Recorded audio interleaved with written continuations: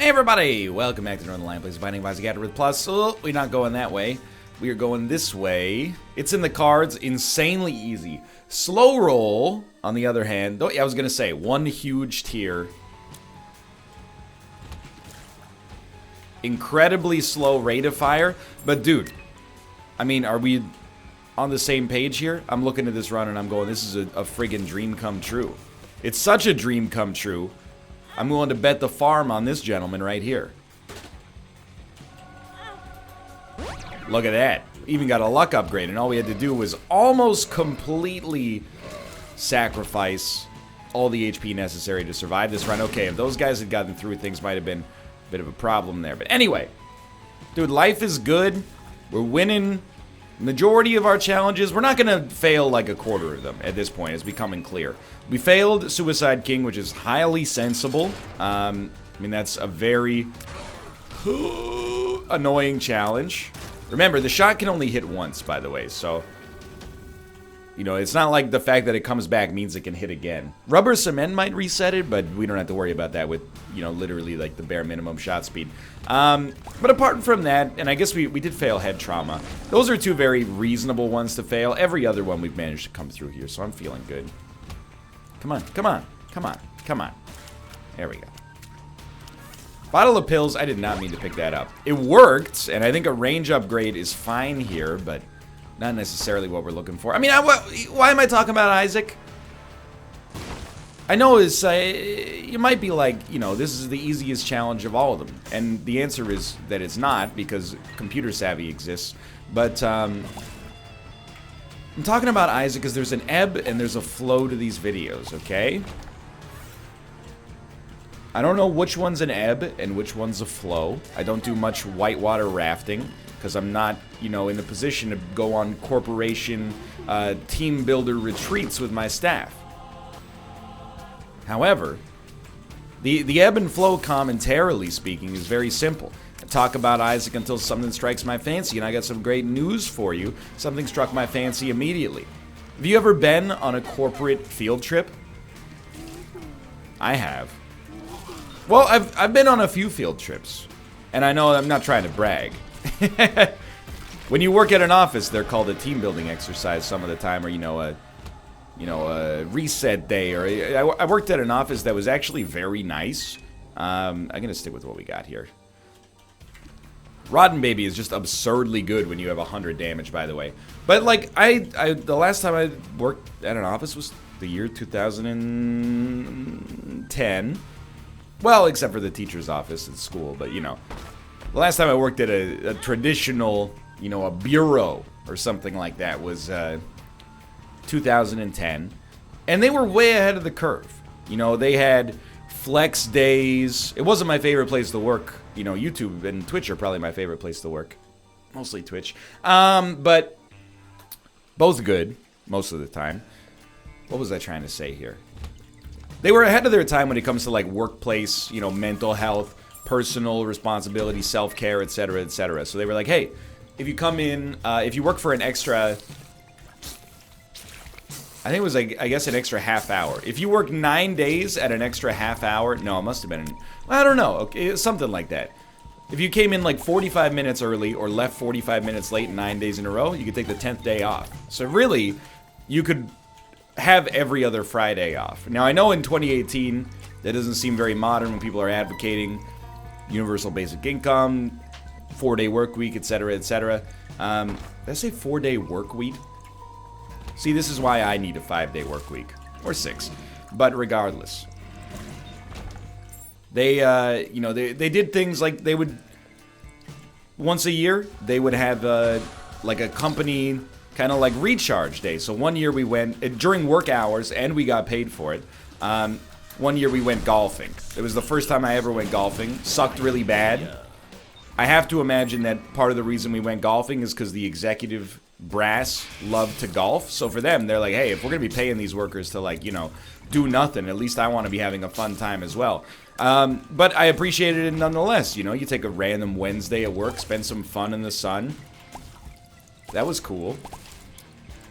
And it was definitely one of the reasons that, you know, while working there, you were okay with the fact that you were getting paid $12 an hour, despite the fact that you had basically 80% of a college degree at the time and were doing some relatively skilled labor. But they made up for it, and it was one of those, like, best places to work sort of situations. What do we got going on in here? Nothing. Alright, take me down. 'Cause I'm going to...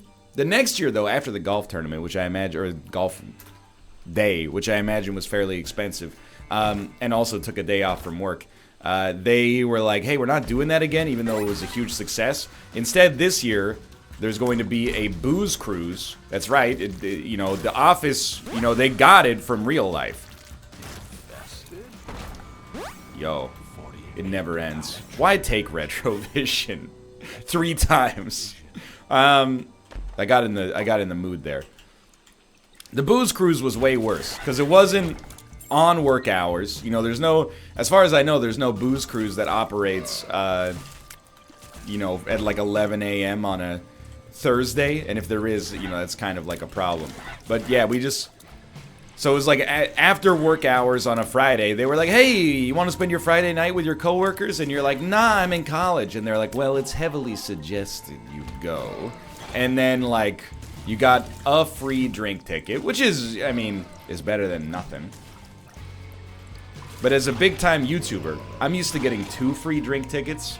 So 1 is a little bit on the low side for somebody who's, you know, essentially, you know, your profits are the unpaid wages of my work. But anyway, the point is, regardless of all that, it's just, like, not as nice of a time. Yeah, you know, I sat with, like, the head of HR over dinner, and I was like, how's life? And she's like, you know, it's good. How's college? And I'm like, you know, you wouldn't understand anymore. And she's like, yeah, that's fair. And I'm like, how's having a family? And she's like, you wouldn't understand. And I'm like, you know what? You're completely correct. We got along famously. We both knew that we could not understand one another. And it went very well. If you have never worked at an office, I don't know, it might be different if you work. I mean, I only worked at like 3 or 4 offices in my entire life. I'm not going to use Guppy's paw, but I'm always happy to see it. So it might be different at different places, but every office I've worked at has had like under 40 employees. Maybe different now, but you know, it's not as soul-crushing as you might be led to believe. Like, I think it's a lot like the suburbs for some people, where they're like, man, I would rather just move to the woods than work at an office job. And I'm like, I don't know, man.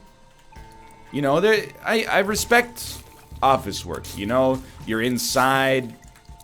You are a cog in the machine, but, you know, you get to use your noggin to solve problems. It's not for everybody, but I think I could be happy if I was doing at least some kind of fulfilling office work. I don't think the environment is that bad. You know, I also respect if you want to get out there, you know, get your hands dirty, actually work with your body, you know, build something. Absolutely, but there's parts of that culture that are hilarious. Like, I worked at this place when I was in college, and I did stand-up comedy at an open mic 2 times, and then I was forced in the company newsletter, more or less, strongly encouraged, I should say, to do an interview, because, you know, there was like a West Coast branch and an East Coast branch. I was at the East Coast branch, and every month one employee would get interviewed. And it was like, learn a little bit about your fellow workers. And they're like, what do you do in your off time? And I was like, well, I'm in college, so basically like I play rock band and probably drink too much. And that didn't really seem like the right sort of thing to put in the interview. So I was like, well, I've done stand-up comedy at a couple of open mics. And for the rest of my tenure at this place, I was like introduced to people with that as the anecdote. And then like, you know, people would be like, oh, tell me some of the jokes. And I'm like, well, it's not really that sort of thing, you know? It's you're like, no, come on, just hit me up with one. And I'm like, well, yeah, this great one that got me booed off the stage where I talk about you should be euthanized if you're over the age of 60. You know, I never actually said that because it justifiably would have gotten me in a lot of trouble. But you asked! Plus, the joke was very, very bad. And that's my right, you know, going to an open mic to try to tell some jokes for the first time. Not everyone gets to hit it out of the park, you know? Sometimes you take risks and they go poorly. That's the spirit of risk taking. But you just get defined as like, hey, you're the funny guy, right? Yeah, that's me. You guys like Jeff Dunham? Anyway, It's like, you ever see Superbad where, like, they, oh, I'm trying to remember now. It's been like 8 years since I've seen Superbad, probably, but there's the one kid who, like, crapped his pants in 3rd grade, and it still is stuck with him even in high school, and they're like, hey, did you crap your pants lately? And he's like, that was 10 years ago. Check this out. Tactical.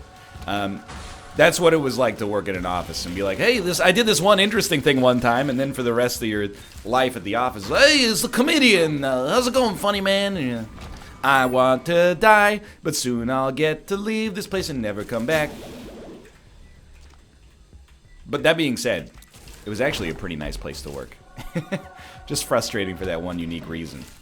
I'll tell you another thing. I've also been the teacher for a field trip. I can't even remember how it happened. I mean, I was teaching, but it was like a kindergarten class. Oh my god, we're Guppy. With 100 damage. But the run is over. Basically, the way it worked at the school I taught in Korea, there were 3, like, dedicated English Korean teachers. Or, wait, I've got this backwards. Hold up. Does not matter. We could do boss rush, but would you rather see boss rush or another challenge? I think another challenge. Swallow Penny's pretty okay. Very necessary for the keeper runs. Oh, it's tech savvy, even better.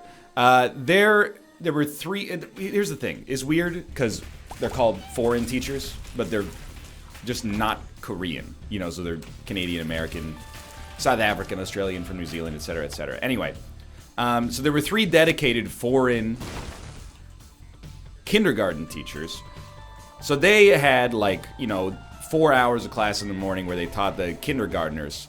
But then, like, one of them, or maybe all of them left. Like, their contracts ran out. But there was a field trip to, like, the museum in our town. Or in our city, really. But either way, they were like, hey, we need chaperones for this. So, like, hey, do you want to do this? And I'm like, no. And they're like, well, we booked you because we own you. And I was like, all right. And, dude, I gotta tell you, being a teacher on a field trip sucks. I have mad respect. Like, probably nobody out there watching this is teaching right now. You probably just don't have the time, I assume. Pretending to read students' essays and give them a grade proportional to their performance. I'm only half joking. But here's the thing. It's like, as a kid, I was like, you know, being a teacher on a field trip seems awesome. You know, you get to go to the museum that you've been to 45,000 times in the past. It's not like that. Basically, you spend the entire time, or at least I spent the entire time, basically wondering, you know, being paranoid about the location of every single one of these students. Because I'm like, dude, if I lose... I think you got a lot of pressure if you're a teacher to begin with. Like, if you're an American who's teaching in America. But when you're a foreigner that's essentially teaching in a different country... It could be like an international or at least a national incident if you were to lose a child. It reflects poorly on like your whole, basically your whole race. So I was like, I'm here going to bat for my whole race. I can't lose a Korean kindergartner or it's gonna like besmirch the name of my colleagues forever. Also, really bad for the kid and their parents, obviously. But yeah, I spent like the whole time being like, basically no fun at all. Be like, Kevin, don't climb in the garbage can that's about to get picked up and thrown into the trash compactor. You'll be crushed. Kevin, hey, stop trying to do a somersault down the stairs, Jessica. You'll be killed. You know, like, it's tough, man. I don't like being responsible. I don't like being responsible for other living things to begin with. That's why I like adults. Genuinely, like, I don't know. I'm not saying, here's the thing, there's people out there that are like, I'm good with kids, I like hanging with kids, and you hear them talk with children, and they're, it's like a different world to me. You know, when the kid comes around and they're like, oh, hey, little Penny, how you doing? Wow, what an amazing drawing. Like, to me, it just sounds like they're being sarcastic, but they're not. They're actually, that's just how kids like to be talked to. I'm not like that. So it seems very foreign to me whenever I encounter someone who's good with children. You know, it's like speaking to a different species. I'm like, doesn't this kid know that I think that drawing actually sucks? I mean, it's good for you because you're 2, but like, it's not like gonna be in a museum or anything. I'm not putting on a character. Well, I'm putting on a character a little bit, but like, even as a teacher, I had a hard time talking to children on a level that they understood, or they resonated with at least. I think I could be a good professor if only I, you know, had pursued academia to the point where I actually, you know, knew something worth teaching at that level. You guys hear of the oxalate acidosis cycle? But anyway, because I think, like, you know, young adults, 17, I know they're not technically adults, but 17 to, you know, 30 years old, that's my demo right now. I can speak to you, you know, I don't patronize you for the most part, you understand what I'm saying, and we can speak, you know, as peers, because we are peers. But children is very weird. And I found out very quickly that teaching young kids especially was not for me, but I don't like being responsible for other people. I like being responsible for myself and, you know, then basically, like other people, if you're an adult, do whatever you want to do. It's none of my business for the most part, as long as it doesn't hurt anybody else. What do we got? Yara. Okay, pop this. Take Yara. Not that we're ever going to get use out of it, but this run is incredible, by the way. Like, we're never going to lose on a computer-savvy run to begin with, but I guess the thing about, like, children is that you kind of talk to them like they're pets. Is that true, Ruka? Did you have a good sleep last night?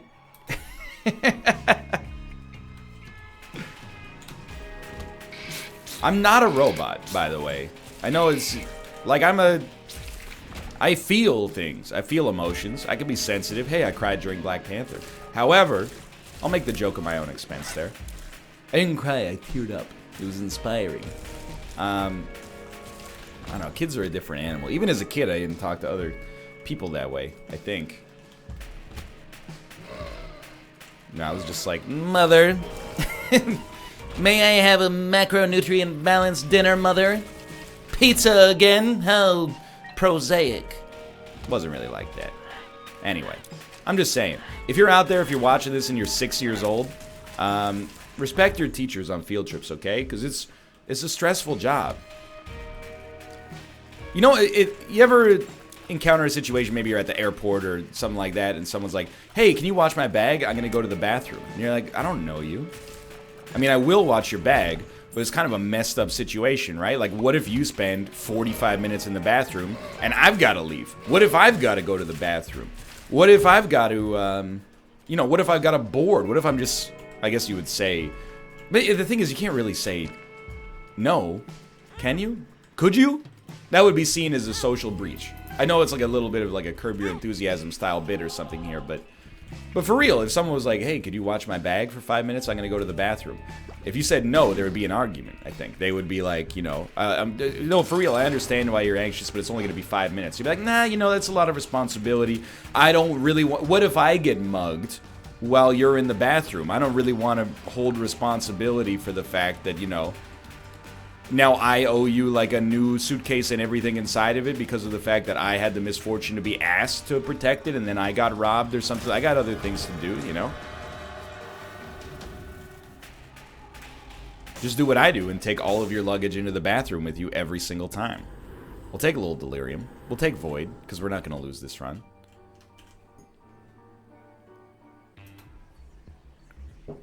I'm just saying it's a selfish question. I wouldn't judge you, I understand. Of course, when Kate is like, you know, can you watch this? I'm going to go to the bathroom. I'm like, yeah, I'll be here. And if she takes 45 minutes into the bathroom, that's what I signed up for. You hold it, okay? Grow up. But if a stranger I've never seen before is... And moreover, I don't know, maybe this is a step too far, but what if they're like, hey, can you watch my bag for me? I'm going to go to the bathroom, and then the bag has, like, narcotics in it. I'm not saying it's even likely to happen, but sir, is this your bag? No, I'm just watching it for a stranger I've never met before in my entire life. Oh, where are they? Oh, they're in the bathroom. All right, come with us, please, sir. It seems like one of those things where you'd have to say no. Or get in an argument, or just, you know, I don't know.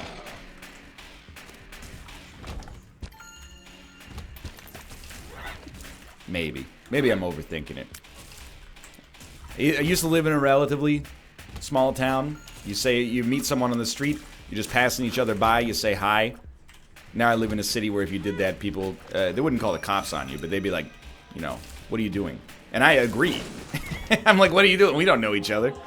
Why say hi? Like, it's not like, you know, we've met each other now. It's not like we actually care about each other's well-being. I don't know. It's like, politeness for politeness' sake is not uniquely Canadian, but is growing, like, increasingly strange to me. Like, when you walk into a coffee shop, and then they're like, hey, how you doing? I'm always like, I'm fine. How are you? And they're like, I'm good. And then they go, what'll you have? And I'm like, I don't want to be rude, but in my head, I'm kind of like, did we have to have that first part of the conversation? I know that the rebuttal to that is, well, it's just polite. But why? Like, they can't say, oh, I'm having a crappy day, because that would be impolite. You're putting your burden on a stranger at that point. And it's not like the barista at Starbucks is there to, you know, tell your problems to. Be like, oh, my husband left me today. Like, what's she gonna do? She's gonna be like, oh, that sucks. What can I get for you? Right? It's like it's a totally superficial interaction that we have just because we've been conditioned to believe that it's like it would be impolite to not ask how someone is. Like, just in my perfect world, which is a terrifying prospect for anybody else, you just walk in and they're like, hey, welcome to coffee. What can I get you? And you're like, coffee. And then you say, you know, a coffee, please, maybe. That's fine. And then they go, that'll be $6.75. And you go, thank you. And they go, thank you. And you go, thank you. And you go, thank you, thank you. You just pass thank yous over and over. That's the Canadian way. But I was talking about it with Kate, and I'm like, I don't know. Politeness is good. Like, I don't think you should... It's bad if you walk into a, you know, like a store, and they're like, yeah, what do you want? Buy something or get out. But when I'm like, I walk into the shirt store because I want a shirt, and then somebody I've never met is like, hey, how's your day going? Like, it's none of your business, honestly. But I'll say good, I guess. Like, I don't know, it could have been the worst day of my life. The man still needs shirts from time to time. I think this is starting to sound like a bizarre rant. I don't really mean it to go off in that direction, but it's like, it's not really polite because they don't really care about how you're doing, and they shouldn't. You're a stranger. It's not like they want you to be miserable, but they're like, hey, oh, how was your day at work, honey? Oh, it was bad. Some person I've never met came into my store and they said they were only having an okay day, and it just shattered my perception of the world around me. It's not actually selfless politeness. It's just like you're fitting the pattern of politeness. You're like, I don't want to be impolite by not saying, you know, how's your day, even though I don't actually care much. It's a charade. Anyway, I digress. Where am I going with this? I just want the coffee like a little bit faster. I don't mind asking how are you. It's not like it's a big major impedance in my life. It's more just like, do we have to have the conversation? The genesis of this is like, you know, Kate was in Japan recently, and we were talking about the difference between like service in Japan and service in Vancouver, and then service in a place where people are very what's the word, brusque? You know what I mean? B-R-U-S-Q-U-E. I think I've only read the word. Where servers are very short with you, and they like strip off the veneer of politeness. It might not surprise you, but I prefer the Vancouver model, probably because I live here, or maybe I've chosen to live here because I prefer the model, but either way, it doesn't really matter. In places like Boston, my experience with service staff is that they're impolite. Or let me put it this way. They're either impolite or like aggressively, objectively, deliberately non-polite. And in Japan, they're so polite that to me, as an outsider, it comes across as like artificial. You know, you go to like a convenience store and you buy 6 things and they scan them one by one and then they go, thank you, sir, like your total today will be, you know, $3.75. Is this correct? And they like point to the price on the screen. I'm not sure if they do it. I've seen them do it to people who speak Japanese, so it's definitely not just because I am clearly not. But you know, they And I'm like, yeah, I know that it's this is a cash register. I've seen hundreds of them before in my life. Is that price okay? Of course. I picked up all the items. And then they like bag them individually, and when you hand them the money, they bow, and then they pass you your change, and they go, here's your change. Is that correct? And you go, I don't know. What did the machine tell you to give me? Like, you know, I get that I'm sounding a little, well, abrasive, at least. But I'm like, dude, it's like aggressively polite to the point where it slows things down and makes me feel like a child. But people probably mostly prefer it where they live, right? Always. Like in Vancouver, they're not like overly polite, but they're not impolite. And then they're like, hey, it's $6. And you're like, oh, here's $10. And they go, here's $4, get out. Then you're like, thank you, I got my coffee, I'm good to go. Anyway, 2 challenges down. Robo Baby 2.0. What a boon for us. Robo Baby 2.0. We are Waka Waka and the host. For now, though, thanks for watching. I hope you guys have enjoyed the episode. If you did, click the like button. I'm still a great deal. Of course, subscribe if you want to see more in the future. For now, thanks for watching, and I will see you next time. Follow me on Twitch, twitch.tv/Northernlion. That's my name. Be notified of when I go live in the future. For now, though, thanks for watching, and I will see you next time. See ya!